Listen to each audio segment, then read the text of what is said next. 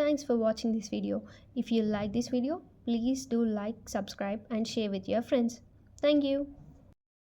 Okay, second concept ఏంటి అంటే black body radiation. ఇది చాలా చాలా చాలా ఇంపార్టెంట్.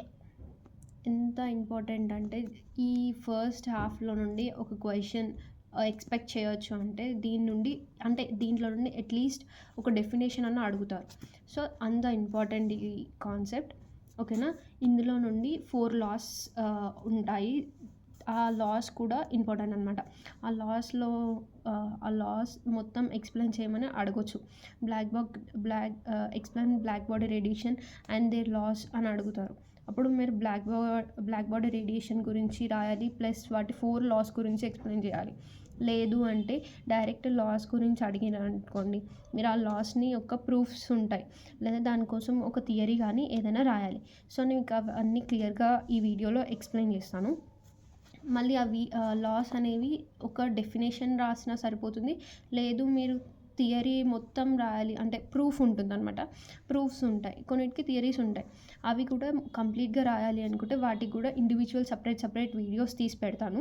లేదు అనుకుంటే మీరు అందులో డెఫినేషన్ లేదా డైరెక్ట్ డెఫినేషన్ విత్ ఒక ఫార్ములా ఉంటుందన్నమాట ఈచ్ లాకి, అవి రాస్తే సరిపోతుంది. అంటే బ్లాక్ బాడీ రేడియేషన్ గురించి చాలా ఎక్స్ప్లెయిన్ చేసి లాస్ కొంచెం ఒక డెఫినేషన్ ఒక ఫార్ములా రాసినా సరిపోద్ది. లేదు మేము మొత్తం నేర్చుకుంటాము అనుకుంటే యూ క్యాన్ మొత్తం ఒక్కొక్క లాస్ ప్రూఫ్స్ నేర్చుకొని మొత్తం కూడా రాయొచ్చు. ఓకే, మనం ఇప్పుడు బ్లాక్ బాడీ రేడియేషన్ గురించి చూద్దాం. If any object is placed in high radiation, it absorbs the radiation and gets heated, then starts emitting the radiation. అయితే ఇక్కడ ఏంటి అంటే బ్లాక్ బాడీ రేడియేషన్ అంటే మనం ఇక్కడ ఒక ఆబ్జెక్ట్ తీసుకొని దాన్ని మనం హై రేడియేషన్లో పెడతామన్నమాట. హై రేడియేషన్ వేవ్స్లో ఫీల్డ్లో పెట్టినప్పుడు ఏమవుతుందంటే ఆ ఆబ్జెక్ట్ అనేది ఆ రేడియేషన్స్ని అబ్జర్వ్ చేసుకొని హీట్ అవుతుంది. ఒకసారి అది హీట్ అయిన తర్వాత అంటే ఎనఫ్ టెంపరేచర్కి రీచ్ అయిన తర్వాత అది ఏం చేస్తుందంటే ఎమిట్ చేసేస్తుంది, ఇంకా ఆ రేడియేషన్స్ని రిఫ్లెక్ట్ చేసేస్తుంది బయటికి. These emitted radiations forms a visible colours. అయితే ఆ ఎమిట్ అయిన రేడియేషన్స్ ఉంటాయి కదా, ఆ కలర్స్ లాగా ఫామ్ అవుతూ ఉంటాయి. అయితే ఇక్కడ మనం రేడియేషన్స్ పంపిస్తాం కదా, హై రేడియేషన్స్లో మనం ఒక ఆబ్జెక్ట్ పెడతాము. ఆ రేడియేషన్స్ ఏమేమి అవ్వచ్చు అంటే విజిబుల్ లైట్ అవ్వచ్చు, అల్ట్రావైలెట్ రేస్ అవ్వచ్చు, లేదా ఇన్ఫ్రారెడ్ రేడియేషన్స్ అవ్వచ్చు అండ్ మోర్. ఓకేనా, అయితే different radiations content different wavelength. ఇక్కడ మనం రేడియేషన్స్ అని అన్నాం కదా, ఇక్కడ రేడియేషన్స్ అనేవి ఇప్పుడు విజిబుల్ లైట్కి ఒక వేవ్లెంత్ ఉంటుంది, అల్ట్రావైలెట్కి ఒక వేవ్లెంత్ ఉంటుంది, ఇన్ఫ్రారెడ్ రేస్కి ఇంకొక వేవ్లెంత్ ఉంటుంది అనమాట. అయితే ఇక్కడ మనం పర్ఫెక్ట్ అబ్జర్వర్, పర్ఫెక్ట్ ఎమిటర్ గురించి చూద్దాం. పర్ఫెక్ట్ అబ్జర్వర్ అంటే ఏంటి? Perfect observer is an object that observes any kind of radiation that contains different wavelength and gets heated. అంటే ఏంటి, ఒక ఆబ్జెక్ట్ని మనం రేడియేషన్స్లో పెట్టినప్పుడు అది ఎనీ కైండ్ ఆఫ్ రేడియేషన్స్ని అబ్జర్వ్ అంటే కొన్ని రేడియేషన్స్కి హై వేవ్లెంత్ ఉంటుంది, కొన్ని రేడియేషన్స్కి లో వేవ్లెంత్ ఉంటుంది.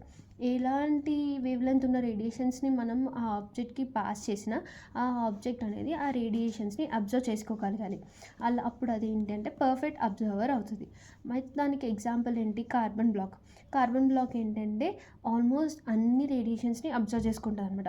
కానీ అన్నీ చేసుకోదు, కొన్నిటిని అబ్జర్వ్ చేసుకోదు, కొన్ని వేవ్లెంత్స్ని అబ్జర్వ్ చేసుకోదు, బట్ ఆల్మోస్ట్ అన్ని కైండ్ ఆఫ్ వేవ్లెంత్స్ని ఉన్న రేడియేషన్స్ని అబ్జర్వ్ చేసుకుంటుంది. సో మనం ఎగ్జాంపుల్ కార్బన్ బ్లాక్స్ని తీసుకున్నాం. Perfect emitter is an block that emits any kind of radiation that contains different wavelength. అంటే ఇది ఎమిట్ చేస్తుంది, అక్కడ అబ్జర్వ్ చేసుకుంది కదా, ఇక్కడ ఎమిట్ చేస్తుంది అనమాట. Here object can be hot object. అయితే మనం ఇక్కడ అబ్జర్వ్ చేసుకున్న ఆబ్జెక్ట్ హీట్ అవుతుంది.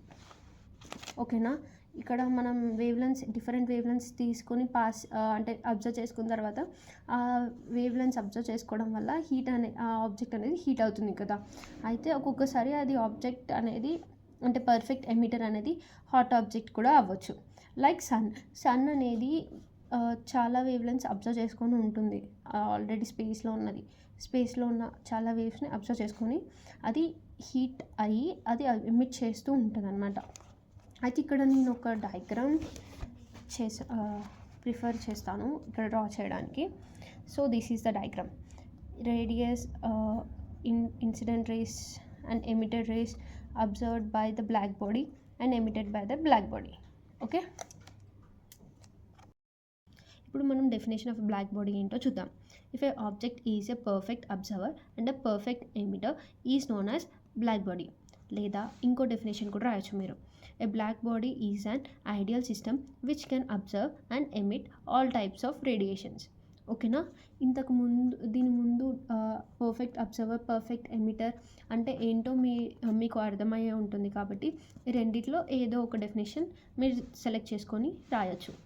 అయితే బ్లాక్ బాడీకి పర్ఫెక్ట్ ఎగ్జాంపుల్ ఏంటి అంటే హాలోస్పియర్ అనమాట. Hollow sphere is also known as real black body. Okay, hollow sphere has a small hole and inner walls are coated with a platinum black. There is a no 100% perfect black body. అయితే ఈ world present ఎగ్జిస్టింగ్లో 100% పర్ఫెక్ట్గా ఇది black body అని చెప్పడానికి ఒక object కానీ ఏది అని ఎగ్జిస్టింగ్లో లేదు. ఏది వరకు చెప్పినా 99% ఆర్ 90% మాత్రమే చెప్తారు. ఓకేనా. Planck performed different experiments on a black body and discovered a quantum theory. అతను చాలా బ్లాక్ బాడీ గురించి చాలా ఎక్స్పెరిమెంట్స్ చేసి ఒక క్వాంటమ్ థియరీ అనేది ఇంట్రడ్యూస్ చేశాడు. Initially when he experimenting on a black body he heated an object by passing high radiations with different wavelengths. Okay,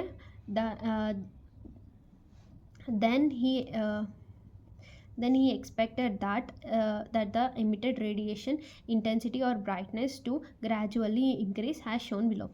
అయితే అతను ఏం చేశాడంటే మీకు ఈ గ్రాఫ్ ద్వారా ఎక్స్ప్లెయిన్ చేస్తాను చూడండి. నార్మల్గా అతను ఒక గ్రాఫ్ తీసుకున్నాడు. ఇక్కడ వేవ్ లెంత్ ఎక్స్ యాక్సిస్ మీద వేవ్ లెంత్ తీసుకున్నాడు అండ్ వై యాక్సిస్ మీద ఇంటెన్సిటీని తీసుకొని ఒక ఆబ్జెక్ట్ మీద అతను హై రేడియేషన్స్ అనేవి పాస్ చేశాడనమాట. హై రేడియేషన్స్ పాస్ చేసినప్పుడు ఆ ఆబ్జెక్ట్ హీట్ అయ్యి అది ఏం చేస్తుందంటే కొన్ని రేడియేషన్స్ని ఎమిట్ చేస్తుంది. అయితే అతను ఈ ఇంటెన్సిటీని పెంచుతున్న కొద్దీ ఈ ఇంటెన్సిటీ కూడా ఈ ఇంటెన్సిటీ ఆర్ రిఫ్లెక్ట్ అయ్యే బ్రైట్నెస్ అనేది ఇంక్రీజ్ అవుతుందని ఎక్స్పెక్ట్ చేశాడు. కానీ ఏమైందంటే ఇలా ఎక్స్పెక్ట్ చేస్తూ ఈ గ్రాఫ్ని ఎక్స్పెక్ట్ చేశాడు. But in practical the graph he got is shown below. కానీ అతనికి వచ్చిన గ్రాఫ్ ఏంటి, ఇలా వచ్చిందనమాట. ఇలా డ్రాప్ అయిపోయింది. ఎందుకు? Then he realised energy released was not continuous. ఎందుకంటే ఇక్కడ ఇలా రిఫ్లెక్ట్ అవుతుంది కదా, ఇది అనేది కంటిన్యూస్గా రిఫ్లెక్ట్ అవ్వట్లేదంట. It emits radiation discontinuously. This results in the drop in the emitted intensity. ఓకేనా.